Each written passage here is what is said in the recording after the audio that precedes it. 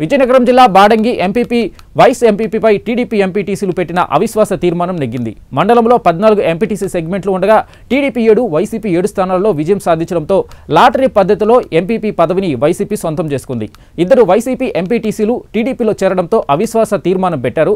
సమావేశానికి 9 మంది హాజరై అవిశ్వాస తీర్మానానికి మద్దతుగా ఓటు వేయడంతో అవిశ్వాస తీర్మానం నెగ్గింది.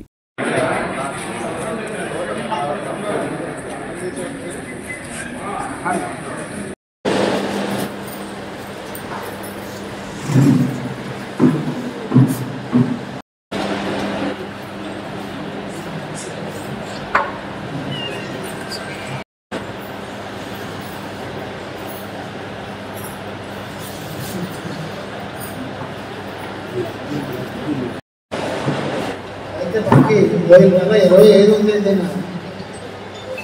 బాడంగి మండల పరిషత్కి సంబంధించినటువంటి 9 మంది సభ్యులు నాకు పార్లమెంటులో అవిశ్వాస తీర్మానం నోటీస్ ఇచ్చారండి.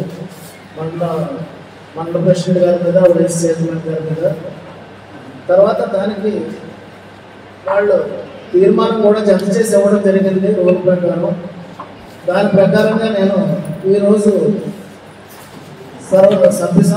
మొత్తం మండల పరిషత్ సభ్యులతో సమావేశాన్ని ఏర్పాటు చేయడానికి మీకు అందరికీ నోటీసులు కూడా సర్వ్ చేయడం జరిగింది. అందరికీ నోటీసులు సర్వ్ చేసి అక్నాలెడ్జ్మెంట్ తీసుకోవడం జరిగింది. ఇప్పుడు ఈ మండల పరిషత్ ఉపాధ్యక్షుడు ప్రెసిడెంట్ గారి మీద, వైస్ ప్రెసిడెంట్ గారి మీద అవిశ్వాస తీర్మానం పెట్టడానికి మొత్తం సభ్యులు 14 మంది ఉంటే 9 మంది సభ్యులు హాజరయ్యారండి. ఈ హాజరైన దాంట్లో మనకి 14 మంది సభ్యులు కాబట్టి వారం 9.33 అవుతుంది. అందులో 33.5 కంటే తక్కువగా ఉన్నది కాబట్టి ఆ 0.33 ఎక్నౌలెడ్జ్ చేసి 9 మంది సభ్యులు వారం సరిపోయారు కాబట్టి ఈ అవిశ్వాస తీర్మానాన్ని నేను ముందుకు తీసుకెళ్తాను. రమేష్ గారు వారి మీద కూడా అవిశ్వాస తీర్మానం నోటీస్ నాకు అందజేశారు. దానికి కలిగినటువంటి మీరు ఇచ్చేటువంటి తీర్మానం కూడా దానికి రూల్ ప్రకారం జత చేశారు కాబట్టి బాడంగి మండల పరిషత్ వైస్ చైర్పర్సన్ గారైనటువంటి బొమ్మనేని రమేష్ గారి మీద మీరు అవిశ్వాస తీర్మానాన్ని ఎంతమంది బలపరుస్తున్నారో తెలియజేయవలసిందిగా, చేతులు ఎత్తవలసిందిగా కోరుతున్నాను.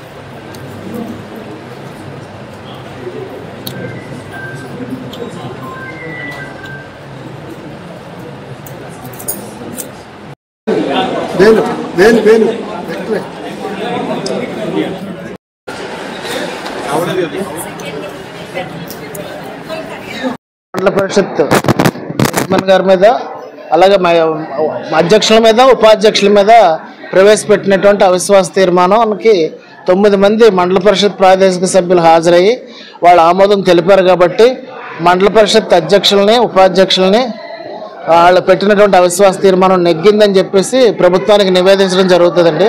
ప్రభుత్వం నుంచి తదుపరి ఉత్తర్వులు వచ్చిన తర్వాత అసలు యాక్షన్ ప్లాన్ అంటూ ఉంటుంది. మొత్తం మీద అవిశ్వాస తీర్మానం నెగ్గిందండి.